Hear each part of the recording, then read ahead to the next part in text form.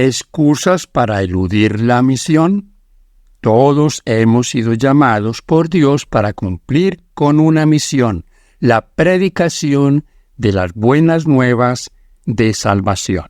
Bienvenidos. Isaías 6:8 dice: Después oí la voz del Señor que dijo: ¿A quién enviaré? ¿Quién irá de nuestra parte?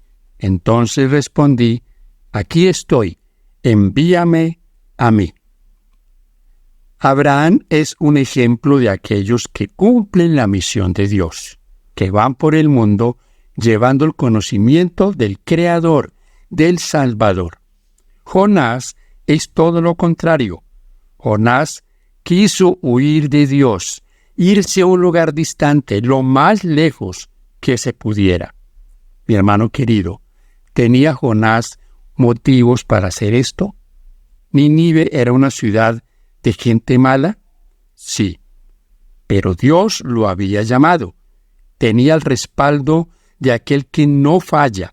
Como usted y yo tenemos el respaldo de ese mismo Dios. Abraham intercedió por las ciudades de Sodoma y Gomorra, y Jonás quiso huir, no interceder por ellos. Nuestras excusas serán también como las de Jonás: el miedo. Nahum 1:1 y 3:1 al 4 nos dicen que la ciudad de Nínive era sanguinaria. La mentira, la rapiña, el pillaje eran lo cotidiano entre toda esta gente. También se nos dice en el segundo libro de los Reyes, capítulo 17, versículos 5 y 6, que habían sitiado los asirios a Samaria por 3 años. En el capítulo 19, 32 al 37, la muerte de los 185,000 asirios. ¿Tenía posiblemente Jonás razones para negarse a ir a Nínive? Claro que sí, tenía razones, pero también había una razón poderosa. Era Dios el que lo había comisionado. Dios no lo dejaría solo. Leemos: a pesar de todo esto, a menudo leemos la historia de Jonás con desaprobación, porque él permitió que el miedo se interpusiera en el cumplimiento de las instrucciones de Dios. De lo que no nos damos cuenta es que nosotros podemos hacer lo mismo, es decir, dejarnos controlar por nuestros miedos, en lugar de ser guiados por Dios. Nuestras excusas, conceptos falsos. Jonás 2:1 al 3 y 7 al 10. La pregunta es: ¿qué revelan estos versículos acerca de cómo Jonás comenzó a comprender la providencia de Dios? Jonás asumió su culpa. Esta experiencia debe haber sido muy terrible para este hombre. Resultó en el vientre de un pez. Debía llevar bendición a otros, pero huyó de esa responsabilidad. Mis hermanos queridos, la salvación, el convencer a aquellos que necesitan de Dios, no es nuestro trabajo. Somos instrumentos, pero quien toca los corazones, quien convence, es Dios. El Espíritu Santo es el que hace esa obra. Tú y yo somos los instrumentos, pero no somos los que tenemos que culminar la obra. Que Dios nos ayude a entender que muchas veces estos conceptos falsos de Dios nos llevan a eludir nuestra responsabilidad. Jonás pasó por la tormenta, asumió la culpa y fue a cumplir con la misión de Dios. Nuestras excusas, la inconveniencia. Siempre, mis hermanos, hay disculpas o excusas en cuanto a la labor que Dios nos pide.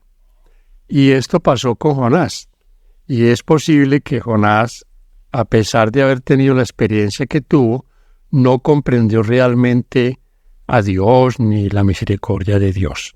Al leer el capítulo 3, podemos ver cómo respondió la gente de aquella ciudad al mensaje de Jonás. Jonás dejó, como dice el estudio, todos sus asuntos personales, sus sentimientos, sus prejuicios, y eso también es algo que nosotros tenemos que aprender.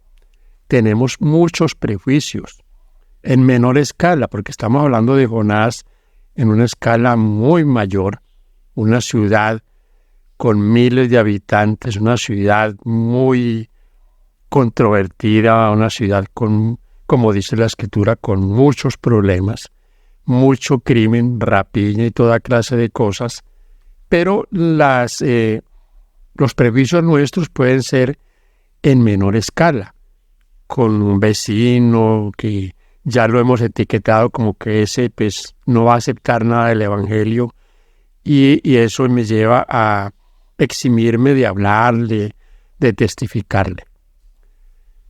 ¿Qué sacrificio nos pide Dios, mis hermanos queridos? ¿Qué debemos hacer?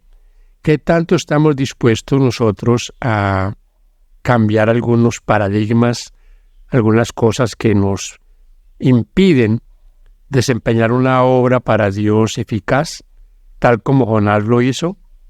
Es posible que como Jonás en el pez y luego su oración, también nosotros necesitemos tener una experiencia quizás en algún caso parecida, algo en la vida que nos lleve a reconocer el amor de Dios y todo lo que Dios espera que nosotros llevemos a cabo.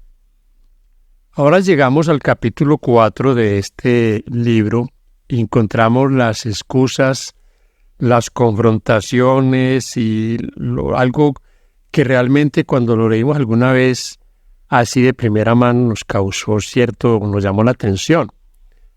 La incomodidad de Jonás cuando no sucedió lo que él había ido a la ciudad a decir que iba a suceder. Y todas esas luchas de la mente, los asuntos humanos son terribles. Fíjense ustedes cómo Jonás llegó a tener una experiencia tan desastrosa. Entonces, pues la predicación de Jonás es una predicación que era catastrófica.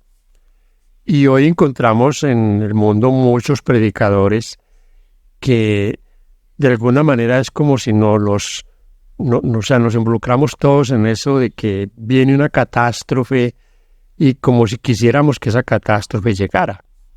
Pero no es ese el caso, ¿no? Es como por decir que estamos predicando que el mundo va a terminar y que va a haber salvación y va a haber perdición, pero no podemos hablar que es como si no estuviésemos involucrados todos en esta lucha diaria de la vida. Voy a leerle este pensamiento de esta parte, la parte del día miércoles de nuestro estudio, que dice: la nueva experiencia que Dios le dio tenía la intención de ayudar a Jonás a reconocer su propia visión distorsionada del mundo. Milagrosamente, Dios hizo crecer una planta en un día para que le ofreciera sombra suficiente y así proteger a Jonás del sol abrasador. Jonás estaba agradecido, no a Dios quien había obrado el milagro, sino por la planta. En lugar de verlo como un milagro inmerecido, lo consideró una bendición apropiada y merecida, como consecuencia de sus buenas obras. Cuando la planta murió, fue una gran desgracia que hizo que Jonás se enfadara y se sintiera inseguro de su propia valía, y sus pensamientos se volvieron suicidas. Fíjense ustedes, llegó a desear la muerte. Aquí también, y yo quiero que hagamos un poco de énfasis en la historia de la vida de Jonás y el trabajo de Jonás en Nínive, como un asunto de la gracia de Dios. Y ojo, porque esto tiene mucho que ver con el mundo cristiano hoy, que habla de que antes era por ley y Dios era estricto y no había gracia. Eso es totalmente falso. Siempre la gracia de Dios ha existido. Y nosotros en este conflicto entendemos que la gracia de Dios comenzó en el cielo, allá cuando Lucifer se rebeló. La gracia de Dios también estuvo allí latente para estos ángeles rebeldes. La gracia de Dios desde que creó Dios todo lo que Él ha hecho, lo creó por gracia, lo creó para beneficio de sus criaturas. Entonces, es mentira de que entonces antes por ley, antes por obras y hoy por gracia. Siempre ha sido por gracia. Ya para terminar, es bonita esta pregunta, la que está en Isaías 6, 1 al 8. Envíame a mí, aquí estoy, envíame a mí. ¿Será que Dios está preguntando todavía esto mismo? ¿Esta misma pregunta la hace Dios? ¿A quién enviaré? ¿Quién irá de nuestra parte? ¿Cuál será nuestra respuesta? Porque créame, mi hermano querido, que Dios está formulando esta pregunta a cada uno de nosotros nuevamente. Tenemos un desafío, tenemos una obra que hacer, un trabajo extraordinario, porque no hay un trabajo más maravilloso que el trabajo de salvar almas. De ser instrumento en las manos de Dios y por su gracia, una vasija útil para traer a otros a los pies del Señor. Entonces, este es un desafío y debemos avanzar, mis hermanos, en la ciudad donde usted está, en el pueblo, en el campo, donde vivamos. Dios nos está llamando. Envíame a mí, Señor, debería ser mi respuesta. ¿Quién irá? ¿Quién irá a ir de parte nuestra? Este pensamiento de los escritos de la hermana Elena G. de Foix es muy interesante. Dice: las excusas de los que realizan esta obra no los eximen de la responsabilidad. Si deciden no hacerla, descuidan a las almas por las que Cristo murió. Descuidan la responsabilidad que Dios les dio y quedan registrados en los libros del cielo como siervos infieles. El pastor, cuando se aleja de los que necesitan su ayuda, está obrando como lo hizo el maestro, con fin de ser fortaleza y bendición para los demás. Los que descuidan el trato personal con las personas se vuelven egocéntricos y necesitan esta misma experiencia de ponerse en comunicación con sus hermanos para poder comprender su condición espiritual y saber cómo apacentar el rebaño de Dios, dando a cada uno su porción de alimento a su debido tiempo.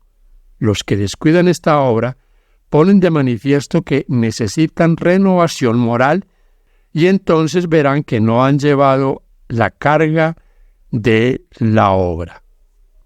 Mis hermanos, que Dios nos ayude, que Dios fortalezca tu vida, nos conceda cada día de su gracia, de su Espíritu, para ser los que llevan la luz, los que pueden inundar este mundo con luz del cielo. No hay excusas, todas nuestras excusas son excusas que no tienen valor delante de la presencia de Dios, del Todopoderoso, que está dispuesto a darnos la capacidad para hacer su obra. ¿Cómo podremos tú y yo emprender esta obra? Desechar los temores, dejar a un lado los prejuicios y testificar en el cumplimiento de la misión. Muchas gracias por estar aquí con nosotros y por compartir el mensaje de la palabra de Dios. Dios bendiga a todos.